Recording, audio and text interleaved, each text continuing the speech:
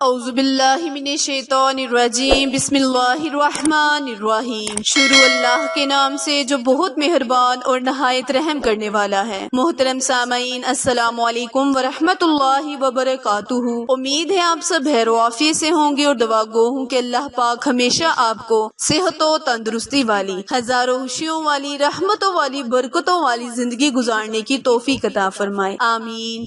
سامعین، آج میں اپنے سننے اور جانے والے معزز اور پیارے بہن بھائیوں کے لیے نہایت ہی مجرب وظیفہ لے کر آپ کی خدمت میں حاضر ہوئی ہوں۔ پیارے بہن بھائیوں، جیسے کہ آپ سب بخوبی جانتے ہیں کہ محرم الحرام کا بابرکت مہینہ، فضیلتوں والا، رحمتوں والا مہینہ جاری و ساری ہے۔ اللہ پاک نے اس مہینے کو بہت ہی زیادہ اہمیت دی ہے۔ پیارے بہن بھائیوں، آج میں آپ کے ساتھ سورہ فاتحہ کے 5 بڑے فائدے شیئر کروں گی۔ جیسے کہ میرے تمام بہن بھائی بخوبی جانتے ہیں کہ سورہ فاتحہ کو اللہ پاک نے قرآن پاک کا نچوڑ کہا گیا۔ سورہ فاتحہ میں اللہ تعالیٰ کی حمد و ثنا اور تعریف بیان کی گئی ہے۔ سورہ فاتحہ کو پورا نام، سورہ فاتحہ کا پورا نام فاتحہ قرآن یعنی قرآن پاک کی فتح کرنے والی سورت کہا گیا۔ پیارے بہن بھائیوں، آج میں آپ کے ساتھ سورہ فاتحہ کی تھوڑی سی فضیلت بیان کروں گی، کیونکہ کوئی بھی عمل وظیفہ کرنے سے پہلے آپ کو اس کی فضیلت اور عظمت کا پتہ ہونا چاہیے۔ اور اس سورت کو افضل قرآن بھی کہا گیا ہے۔ یہ پہلی سورت ہے جس کو اللہ پاک نے اتنے نام دیے ہیں جو ہم اپنے لفظوں میں بیان نہیں کر سکتے۔ اس کا ایک نام امت القرآن ہے،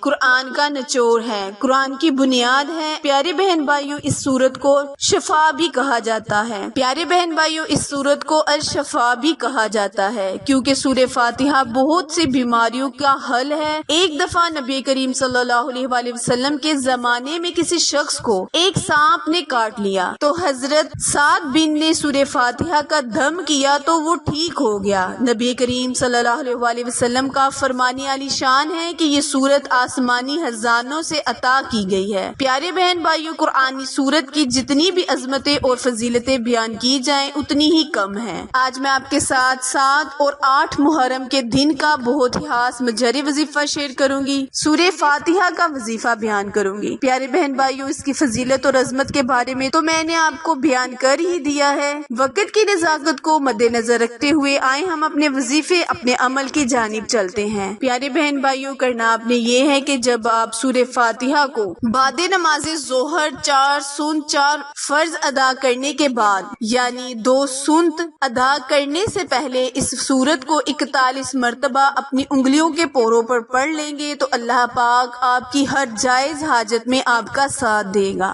محرم الحرام کے بابرکت مہینے میں اس عمل کو بہت ہی خاص سمجھ کر کیا جاتا ہے، کیونکہ یہ ایک مجرب اور افضل ترین وظیفہ ہے۔ پیارے بہن بھائیوں، وظیفہ دوبارہ ملاحظہ فرمائیں۔ کرنا آپ نے یہ ہے کہ آپ نے بعد نماز عصر یعنی نماز عصر ادا کرتے وقت 4 سنت 4 فرض ادا کرنے کے بعد 41 مرتبہ اپنے ہاتھ کی انگلیوں کے پوروں پر سورہ فاتحہ کو اول اور آخر 3 مرتبہ درود ابراہیم پڑھ کر وظیفہ مکمل کرے۔ نہایت عاجزی اور انکساری کے ساتھ اللہ پاک سے دعا مانگے۔ انشاءاللہ اللہ پاک ماہ محرم کے بابرکت مہینے میں اس وظیفے کرنے والے کی تمام حاجات کو پورا کرے گا، بے بہا رزق عطا فرمائے گا، اپنے خزانوں سے رزق عطا فرمائے گا کہ آپ سوچ بھی نہیں سکتے۔ پیارے بہن بھائیوں، وظیفہ بہت ہی مجرب ہے۔ اگر آپ اس کو محرم کے مہینے میں یعنی 7، 8 اور 9 محرم کے دن کر لیتے ہیں تو انشاءاللہ اللہ پاک آپ کی حاجت کو پورا کرے گا۔ اس کے علاوہ آپ اس وظیفے کو جب بھی دیکھیں یعنی محرم الحرام کے بابرکت مہینے میں جب بھی اس وظیفے کو کریں تو 3 دن یعنی محرم الحرام کے 3 دن اس وظیفے کو